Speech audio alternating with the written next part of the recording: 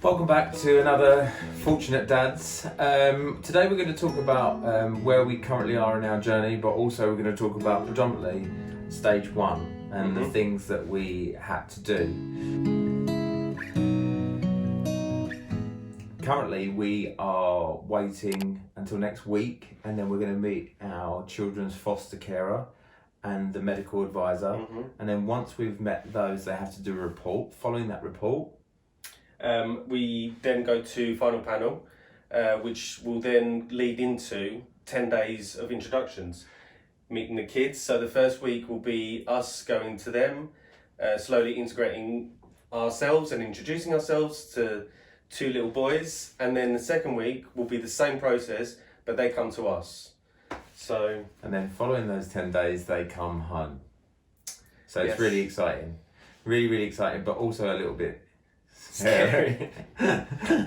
But we can't wait to meet the foster carer next week and get a little bit more information about the boys. And just to learn more about the boys. Yeah. What they like, favourite toys, food.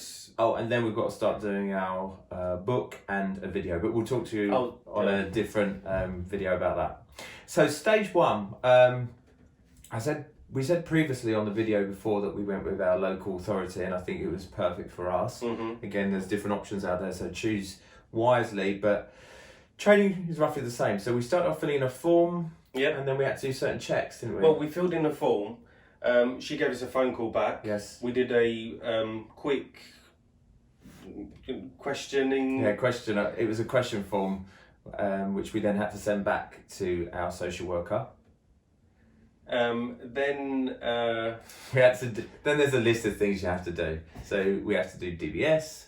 We had to full medical. Yeah, kind of they look into your background. But before we kind of got accepted, you have to go to a kind of meet and greet, and we had to find out all the other additional information, and then we're formally accepted onto the stage one. And then the meeting started and the training started. The trainings were 5 days, so we had a initial loss day, but and some providers do it. I was just about to say some local authorities don't actually do loss days, so it all depends on how they do it. So that then led on to 4 training days, and that was provided by Bernardo's. But because of the merging of the current boroughs, I don't think they do similar thing. They kind of do internal training instead of outsourcing. So our borough is becoming a part of one of the Adopt London groups, and they'll do their training themselves rather than outsourcing it.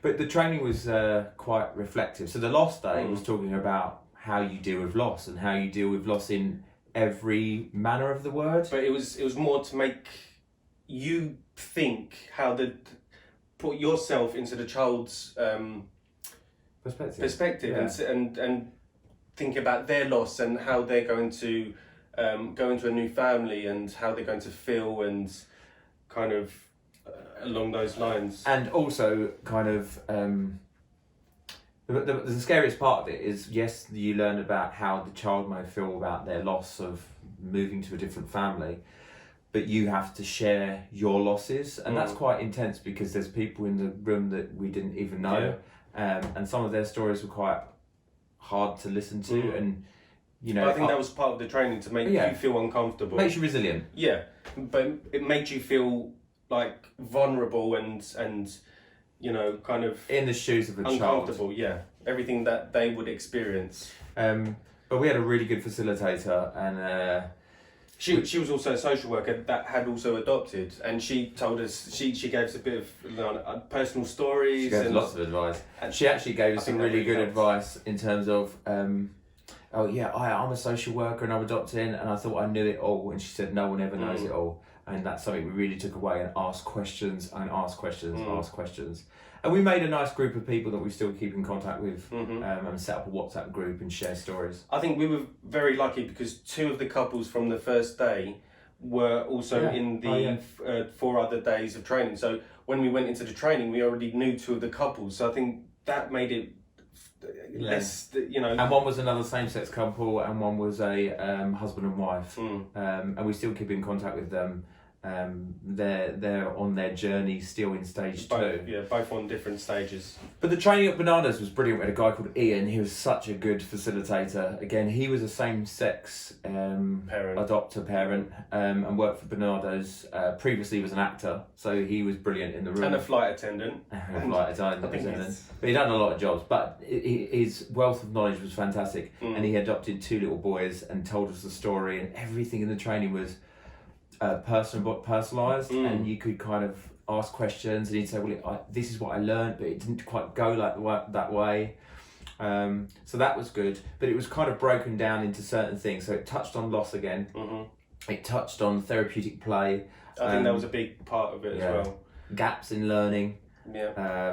And then obviously the emotional side and content about how to deal with children that have been through maybe a traumatic experience and triggers, but he was brilliant at using kind of and talking about developmental delay, therapeutic play, regulation, how you regulate your child. He was just an absolute legend.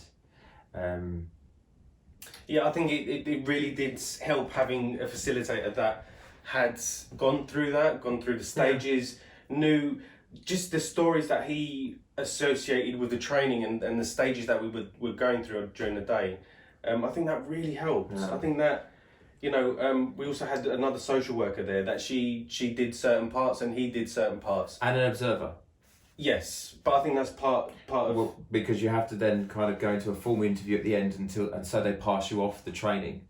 So the observer was making notes with the social worker and the facilitator, and all 3 of them kind of had a discussion. So you're always being observed of what you say and how you're reacting to certain activities and the best thing about that training, what we thought, is there was we got to meet adopters.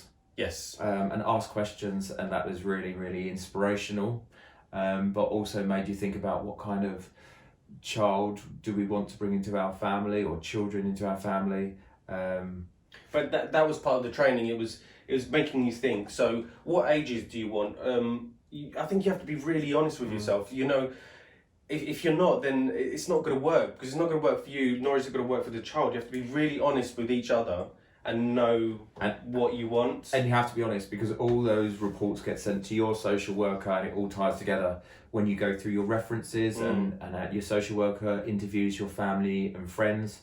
So all that gets pulled together, so it's all triangulated, and the questions, you think, we've answered that question, and you have to write a whole log and learning log and all sorts, and we'll put links and kind of things in the bio, but of like templates and descriptions, but it all kind of triangulates together.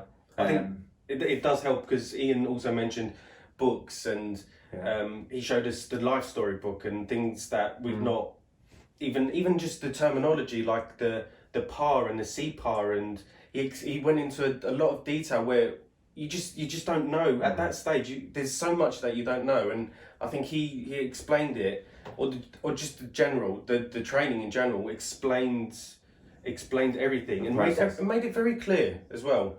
However, there's always some doubts, because depending on what your provider go through, there's slight differences in what order certain things happen, like your medical. Or do you do the paperwork first, or do they do it secondly? I think they all do the same thing, but like you said, different stages and different. So that's where we are at present. Any questions, please leave us questions below, and we'll answer them, and we'll try and put them into the next video. I hope that was helpful. And next video will be stage 2. Thanks again. Bye.